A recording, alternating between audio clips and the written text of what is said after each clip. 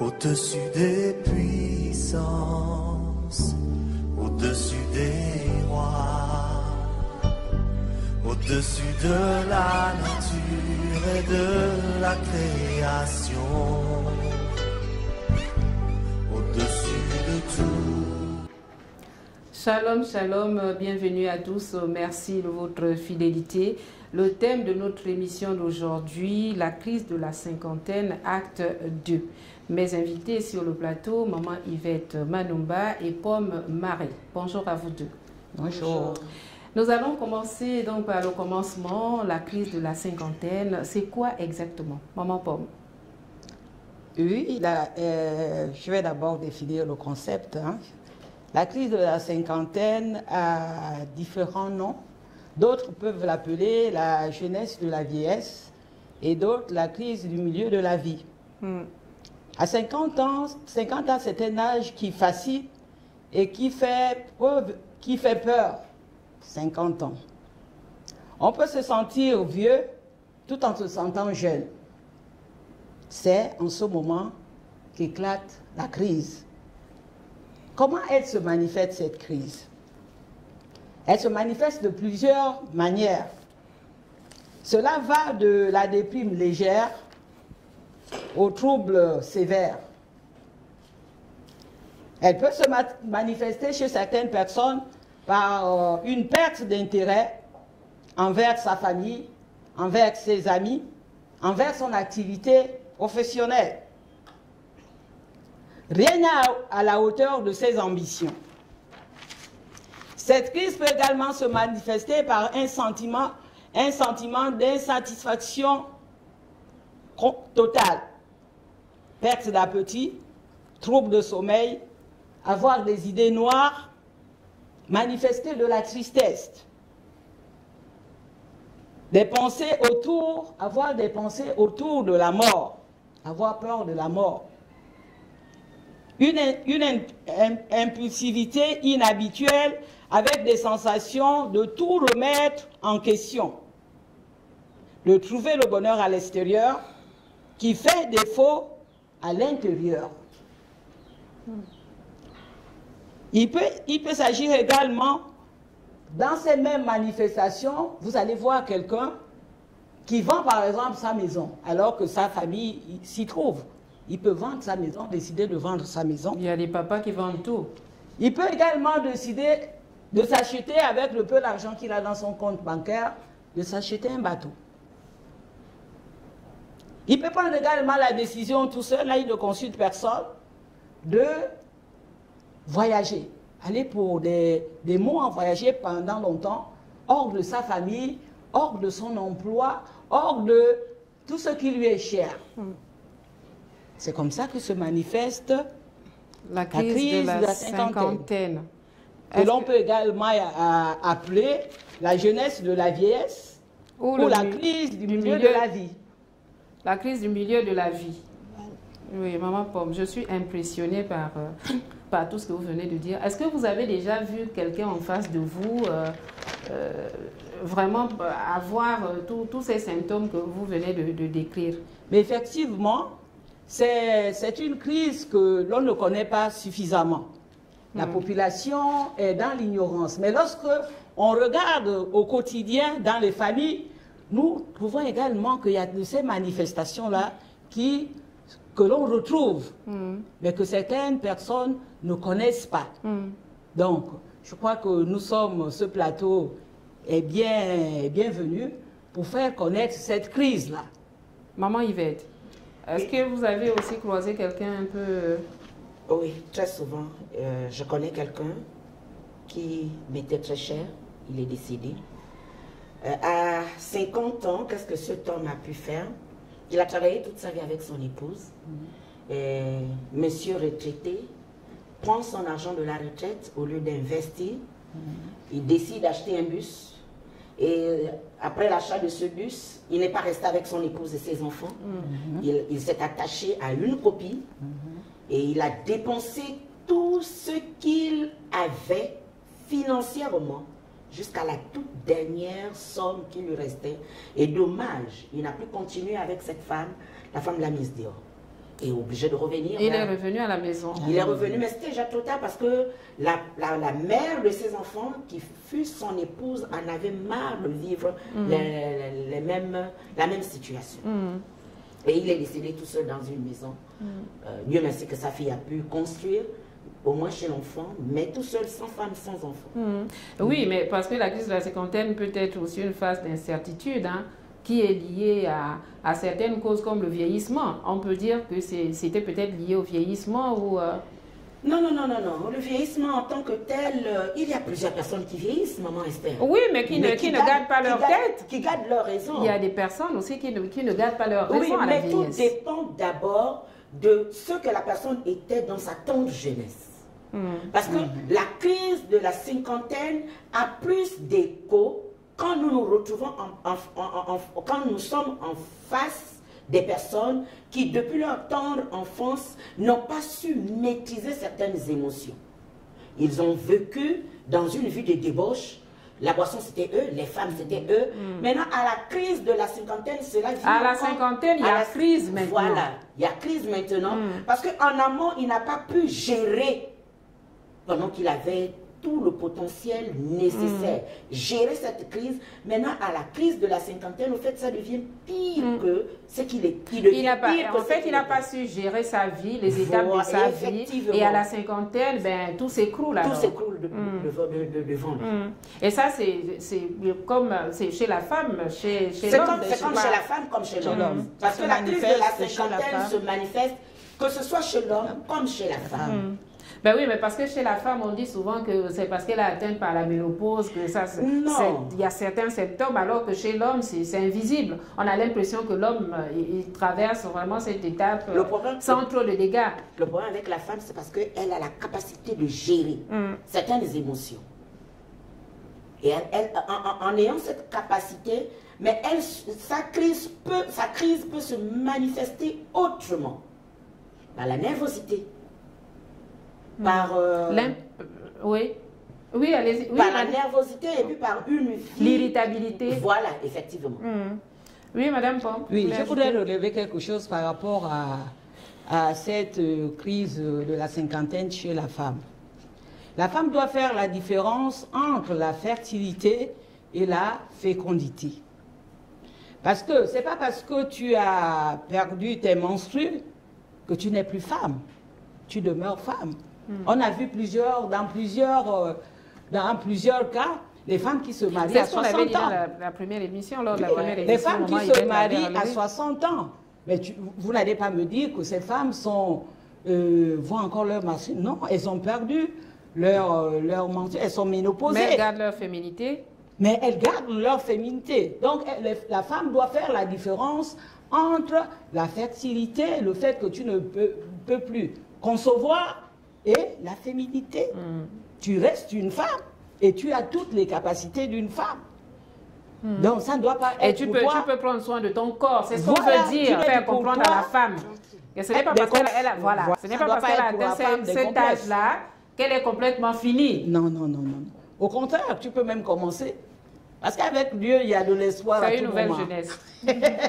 Dieu qui donne cette nouvelle jeunesse. Oui, maman, c'est notre Dieu qui donne une nouvelle jeunesse. Au fait, à l'âge de la ménopause, la femme renaît. Parce qu'on n'est plus attaché dans le sens où bloqué dans le domaine où maman vient de parler. Sexuellement, au fait, on devient plus libre. Et on devient, au fait, à cet âge bien épanoui. Parce que tu es libre de faire ça si c'est de lundi à dimanche. Ou en fonction des jours il faut avoir beaucoup d'énergie aussi. Oui, Dieu est là pour renouveler les forces, maman Esther. Si on a un objectif à atteindre dans notre foyer, Dieu est capable, parce qu'il y a des hommes qui sont gourmands et qui voudraient être sur son épouse du lundi au dimanche. Maintenant, toi, la femme, la Bible dit que le corps de la femme ne l'appartient plus, appartient à son époux et vice-versa, l'époux aussi à sa femme. Maintenant, si ton mari veut être sur toi du lundi au dimanche, il n'y a qu'à demander à Dieu, Seigneur, je suis maintenant ménopausée, je n'ai plus les hormones qu'il faut, mais je demeure femme, alors aide-moi à assumer mes responsabilités sexuelles autant tes quand mon époux a besoin de moi. Et je crois que le Saint-Esprit est capable de nous donner. Ah oui, mais il faudrait que les époux aussi comprennent que c'est une affaire de satisfaction. C'est pas parce qu'on se jette dessus qu'on est bien servi. Oui, maman Esther. Oui. Non, vas-y. Oui, le problème avec la sexualité chrétienne, si nous allons un peu dans les maisons, s'il y a des gens qui sont très mal éduqués sexuellement aujourd'hui, ce sont les chrétiens. La sexualité dans le domaine chrétien est comme un tabou. Ouais. Mais c'est là où le bas blesse. Vous pouvez vous rendre compte, la femme peut être belle, elle peut être ce qu'elle est, mais si sexuellement l'homme n'est pas satisfait, il va toujours avoir un déclic hors de chez lui. Même si à cause du Seigneur, il n'a pas la capacité, à cause de la crainte qu'il a de Dieu, d'aller coucher une femme dehors, mais dans sa pensée, il commet déjà l'adultère. C'est aussi la même chose chez la femme. C'est déjà un péché. Et c'est déjà un péché, bien sûr. C'est comme chez la femme. Chez certains hommes, ils se disent, comme on est déjà âgé, de ce côté, nous arrêtons tout. Non, la crise de la cinquantaine ne vient pas interrompre l'acte sexuel dans notre foyer ou notre vie amoureuse. Au contraire, cela devait amener les hommes des couples à bien prendre soin de ce bijou que Dieu t'a donné. Si c'est l'homme, de bien prendre soin de ton épouse. Si c'est la femme, de bien prendre soin de ton époux. Parce que vous n'avez plus... il n'y a rien qui les enfants ont grandi en fait. Les enfants ont grandi, la femme ne peut plus procréer, l'homme aussi, la femme ne peut plus enfanter, l'homme aussi. Mais alors qu'est-ce qui vous retient? C'est le temps où l'homme et la femme, vous devez faire ça à volonté parce qu'il n'y a rien qui est censé vous retenir. Ben oui, maman, il va faire ça à volonté maintenant pour les partenaires qui deviennent veufs ou qui sont célibataires. Ceux-là, ils font comment? Pour les partenaires veufs... Et qui vivent justement la crise de la cinquantaine. Quel est le conseil que vous pouvez donner à cette tranche de deux? Oui, pour les veuves et les célibataires, l'Éternel est notre appui. Amen. Est notre secours.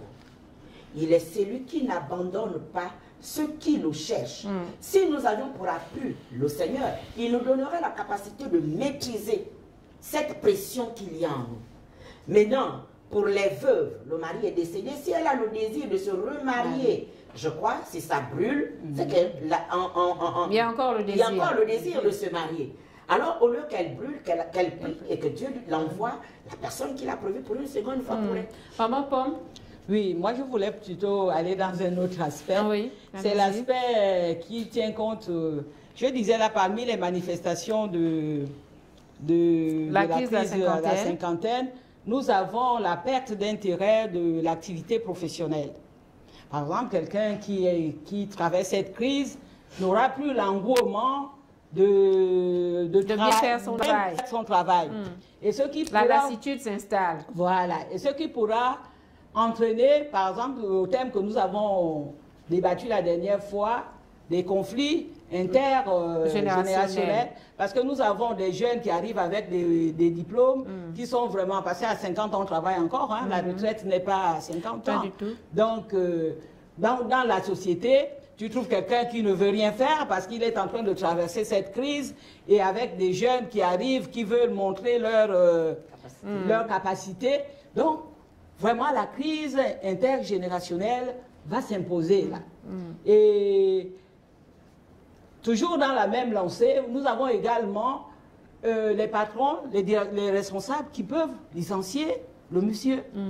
Et quand ils licencient le monsieur, si par exemple c'est la seule personne qui avait un apport financier, un revenu dans la maison, vous voyez comment les élèves, comment les enfants de la maison peuvent se retrouver dans la rue. Parce qu'il y a des conséquences. Parce qu'il y a des conséquences. Des conséquences. Donc l'occasion ici de rappeler que cette crise-là existe bel et bien et que même au sein d'un environnement professionnel, on peut tout de suite déceler quelqu'un qui la traverse. C'est à nous maintenant de faire un peu attention. De veiller. C'est le devoir de chacun de veiller sur l'autre. Voilà. C'est la mission d'ailleurs que le Seigneur nous a confiée, je crois. Oui. Parce que le frère doit veiller, chacun veille sur l'autre, comme le frère veille sur son frère, aimer son prochain comme soi-même, pouvoir détecter quelqu'un qui est en mauvais état, qui traverse la crise de la cinquantaine, et pouvoir aussi aider la personne. Ça, justement. Je reviens sur la femme chrétienne. Que faire? Parce qu'une femme, il n'y a pas que la femme chrétienne, elle est ménopausée, elle a son voisin direct qui est son époux, mais elle a aussi le voisinage. Elle a aussi ses enfants, elle a aussi ses beaux-parents, elle a aussi sa famille. Comment elle peut se comporter ou comment peuvent se comporter les membres de sa famille face à elle? Le comportement des membres de sa famille face à elle, c'est d'abord de comprendre ce que la personne traverse. Elle d'abord. Elle d'abord face aux membres de sa famille. Face aux membres de sa famille. Oui. Parce que c'est elle la chrétienne. C'est elle la chrétienne. Et c'est elle qui vit la crise en ce net moment. Je crois, face à cela, il faut d'abord que la personne elle-même réalise qu'elle vit la crise. Parce que si tu ne prends pas conscience que tu vis la crise, ce serait difficile pour toi de réaliser que tu fais du tort à ta famille. Donc, je m'explique. Prenons le cas, je suis une femme mariée, j'ai mes enfants, j'ai ma belle famille à la maison. Chaque jour, je me réveille, j'ai la mine attachée. Mais les enfants ne comprendront pas pourquoi est-ce que maman a la mine attachée. Certainement, dans la nuit, je n'ai pas bien dormi parce que la crise de la cinquantaine amène plusieurs douleurs et maladies dans le corps. Pendant que les autres dorment, voilà, tu es là, tu n'arrives pas à dormir, tu as eu l'insomnie. Et le matin, quand tu te lèves, tu n'as pas bien dormi, c'est normal que tu aies la mine attachée. Le visage est froissé. Tu es épuisé même. Tu es épuisé. Et il va falloir faire ci, ça et ça et ça et ça. Et pour celles qui sont encore professionnelles, tu te dis, bon, et puis on a des enfants aujourd'hui qui sont inconscients. Maman est allée au boulot ou bien elle est allée au marché pour les commerçantes. La maison, elle revient, toutes les assiettes traînent depuis je ne sais où. Bon. Face à ça, il faut d'abord que moi-même, en tant qu'individu, que je prenne conscience que je suis en train de traverser la crise de la cinquantaine, où il y a des bouffées de chaleur, la fraîcheur, des douleurs par-ci et par-là. Et si je suis consciente de cela, cela m'aiderait à passer du temps d'abord dans la prière pour ma propre personne. Pour ne pas faire subir les autres qui sont dans la maison ce qui n'est pas normal. Donc moi-même, je dois d'abord prendre conscience de ce que je vis. Maman Pomme. Oui, je reviendrai vers vous, maman, il tout à l'heure. Je voudrais également dire qu'une chrétienne, normalement, c'est plus toi qui vis, hein, c'est le Saint-Esprit qui vit en toi. Hein. En principe, je ne sais pas si la crise de la cinquantaine, parce qu'il y a plusieurs personnes qui vont à l'église, est-ce que nous sommes vraiment convertis? Est-ce que nous sommes remplis du Saint-Esprit ou est-ce que nous sommes des chrétiens charnels? Une chrétienne remplie du Saint-Esprit ne peut pas traverser la crise de la cinquantaine. Non. Parce qu'une chrétienne charnelle, la mort, tu n'as peur parce que cela exprime un sentiment de peur. Un enfant de Dieu, tu ne dois pas avoir peur. Tu as confiance en ton Dieu. Tu sais que la mort existe et tu sais le lieu où tu passes ton éternité. Tu vas avoir peur de quoi? Tu ne peux pas avoir peur. Mais tu ne peux pas avoir peur des bouffées de chaleur non plus. Le Saint-Esprit combat les bouffées de chaleur. Je disais que... Mais les bouffées de chaleur... Non, mais en fait... Mais oui, il parce veut... que la femme chrétienne qui fait la douleur. Les bouffées de chaleur ont été crucifiées à la croix. Réalise cela et tu vas voir que tes bouffées de chaleur vont disparaître. D'accord, il faut réaliser. Et oui, il faut intégrer ça. Et ne plus avoir peur. Non, ne plus avoir peur. Ne pas avoir peur d'affronter tout ce qui peut se manifester comme symptôme ou comme signe de la cinquantaine. Oui, parce que la peur se caractérise comme une manque de confiance à la puissance de ton Dieu. Tu as peur, c'est parce que quand tu sais que tu as quelqu'un, un créateur, qui peut t'apporter la solution, qui peut te guérir, qui a guéri les malades, qui a ressuscité les morts, celui-là, c'est ton Dieu. Celui-là, c'est ton Père. Mais non, tu te confies en lui. C'est lui qui est capable de tout changer, tout transformer. Maman Yvette, est-ce que ça voudrait dire que cette crise-là n'est pas une réalité chez la femme chrétienne? C'est une réalité. C'est vraiment une réalité. Mais la réalité n'est pas la vérité. C'est une réalité, elle est là. Nous pouvons vivre la crise de la cinquantaine et tout ce qu'elle amène ou apporte. Mais il est important pour tout enfant de Dieu, si nous connaissons la parole de Dieu, de nous référer comment nos patriarches ont vécu dans le passé. Je me suis un peu amusée à chercher un peu la vie d'Enoch. Enoch a vécu 365 ans. Et après, il mourut. C'est lui qui a été enlevé? Voilà. On a la vie d'Abraham. dans Genèse 25, 7 à 8. La Bible nous dit qu'il a vécu 175 ans.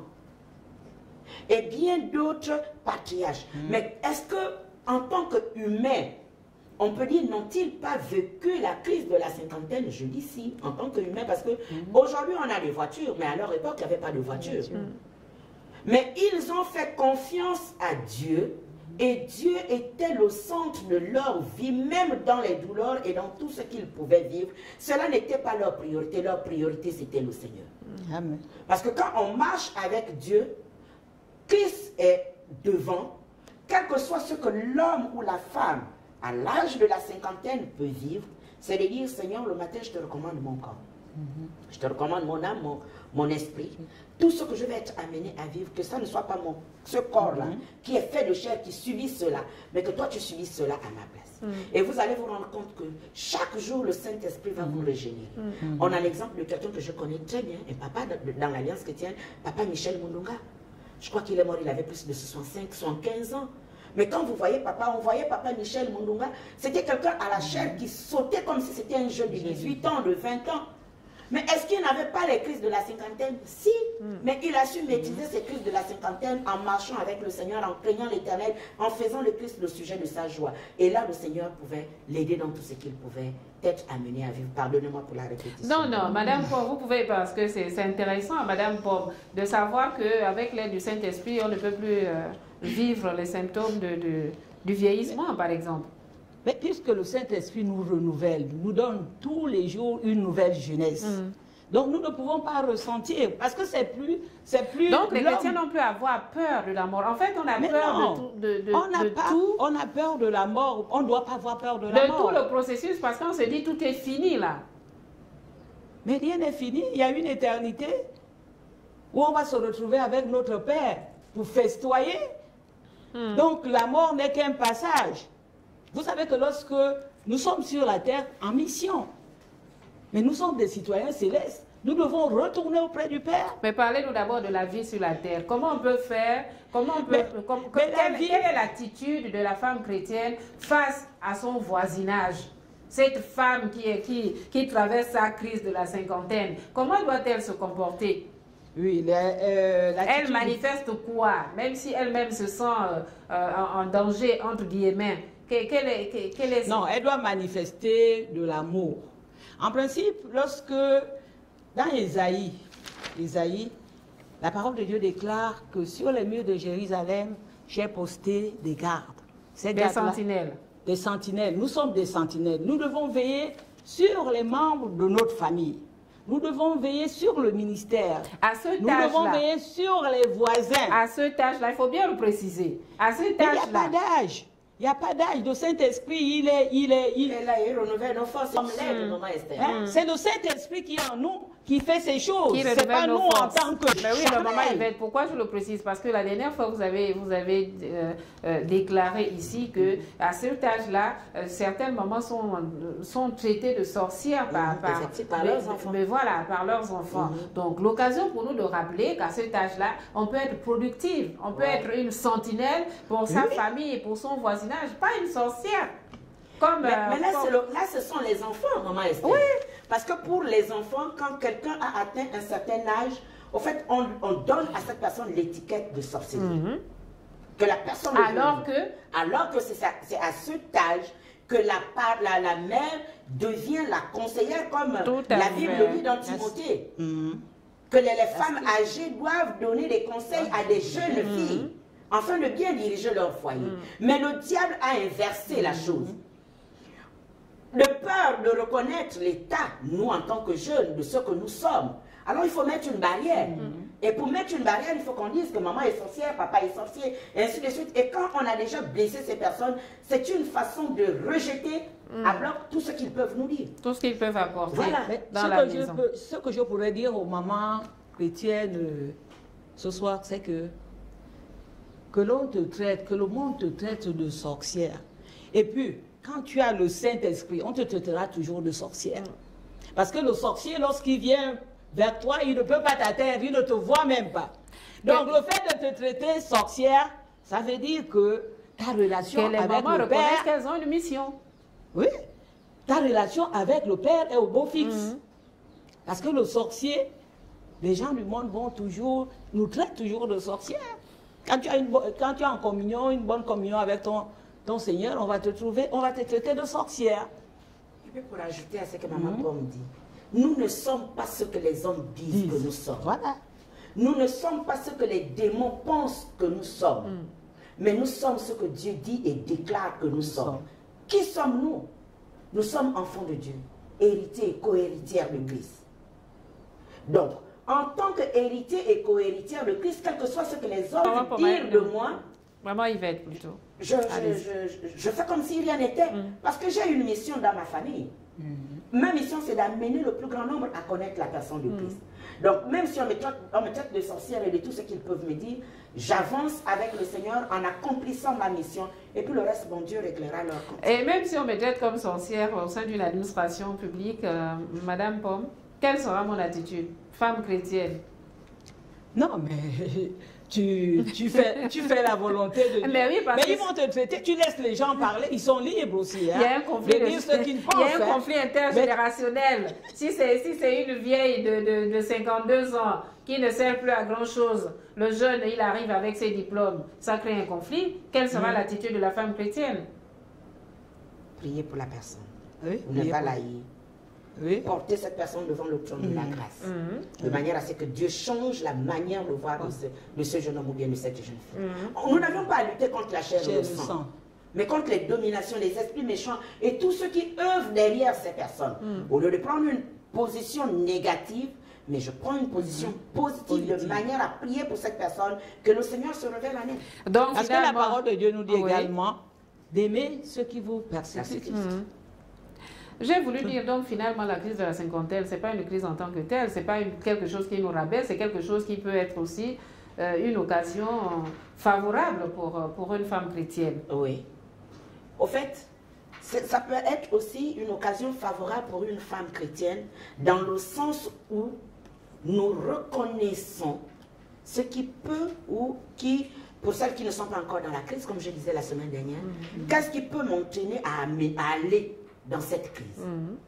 Si je prends déjà le devant en faisant une introspection de ma vie, un bilan de ma vie en entrant en moi-même, après peut-être un an, comment j'ai fait pour vivre pendant cette période, un an, j'ai mené quel genre d'activité au niveau de mon lieu de travail, au niveau de l'église, dans mon foyer et autres. Si je dans ma famille, si je fais une introspection de ma vie, cela peut être bénéfique pour moi. On peut rectifier le tir. Voilà. Au lieu d'être pire, mais d'être meilleur. Parce que je ne compterai pas sur moi-même. Parce que en faisant une introspection sur ma vie, je vais me retrouver en face de ma conscience. Qu'est-ce que ma conscience me dit? Est-ce que ma conscience me condamne face aux actes que je pose dans ma famille, dans mon lieu de travail, avec mon époux, mes enfants et autres, où ma conscience est en paix? Et si Christ est là, parce que quand nous faisons une introspection, nous ne la faisons pas de nous-mêmes. Seigneur, révèle-moi des choses cachées, des choses qu'il y a dans mon fort intérieur, même ce que j'ai oublié. Seigneur, révèle-moi. Et je crois que Dieu a le Saint-Esprit a cette mission de nous rappeler des choses cachées. Et quand on a en face de nous la personne du Saint-Esprit, il nous montrera, tu as failli telle place, mais voilà là où il faut réparer. Voilà ce qu'il y a à faire. Et c'est là où ça devient une bénédiction et non le contraire. D'accord. Madame Pomme, vous avez quelque chose à ajouter? Parce que nous tirons vers la fin de l'émission. Je voulais également dire que la traversée de cette crise également peut être l'occasion à quelqu'un de se rapprocher de Dieu. Parce que lorsque, par exemple, cette personne s'isole, lorsque elle rentre en soi, lorsque elle se retire, est-ce que le Seigneur, à un moment donné, ne peut pas le toucher? Mais le problème, c'est que moi, je voudrais m'adresser, par exemple, si c'est le mari qui traverse cette crise, que la femme, la solution serait que la femme soit patiente et manifeste beaucoup d'amour, qu'elle donne le temps à son conjoint de pouvoir traverser la crise. Parce qu'on ne balaie pas, par exemple, 40 ans, si c'est des personnes qui étaient mariées pendant 40 ans, 30 ans, on ne balaie pas 40 ans, 30 ans d'un revers de la main. Parce qu'il faut qu'elles s'informent, qu'elles connaissent qu'il existe, que cette crise existe, est bien réelle dans les familles. Et qu'elles aident, par exemple, si c'est une femme chrétienne, dans la prière, qu'elle soit vraiment cette intercesseuse-là qui... Et si c'est un mari chrétien, on peut aussi s'adresser au mari chrétien. Oui, le mari chrétien aussi doit prier pour son épouse. Oui, maman Yvette, vous bouclez. Okay, c'est la fin de l'émission. Je vous accorde le mot de fin. 1 Corinthiens 13, le verset 4, dit ceci, la charité est patiente, elle est pleine de bonté, la charité n'est point envieuse, la charité ne se vante point, elle ne s'enfle point d'orgueil, elle ne fait rien de malhonnête, elle ne cherche point son intérêt, elle ne s'irrite point, elle ne soupçonne point le mal, elle ne se réjouit point de l'injustice, mais elle se réjouit de la vérité. Elle excuse tout, elle croit tout, elle espère tout, elle supporte tout. La charité ne périt jamais. Que l'amour soit au centre. C'est quel amour là? L'amour agapé. Que l'amour agapé soit au centre. Et l'amour agapé, c'est quoi? C'est Dieu qui est au centre. C'est l'amour de Dieu. Un amour sans condition. Quel que soit ce que la personne est, quel que soit son comportement, son tempérament qui a changé. C'est vrai, à un moment donné, ça va t'amener en tant qu'être humain à réaliser pourquoi je vis une injustice à l'endroit de mon épouse, de mes enfants ou de mon époux. Mais ce que tu vas être amené à vivre, rappelle-toi que Dieu est patient suite à tout ce que tu fais. Il ne te corrige pas comme tu le fais pour l'autre. Il supporte tes injustices et tout ce que tu fais, ta désobéissance. Alors l'amour de Christ en nous devait nous amener aussi à pouvoir le manifester quand l'autre est dans la crise de la cinquantaine. À supporter celui qui traverse la crise de la cinquantaine. Et à pardonner. Voilà, et à pardonner. Voilà, merci. Nous sommes donc au thème de notre émission Femme, lève-toi. Merci. On se retrouve dans une semaine, s'il plaît à Dieu. D'ici là, portons-nous bien. Au revoir. Au revoir.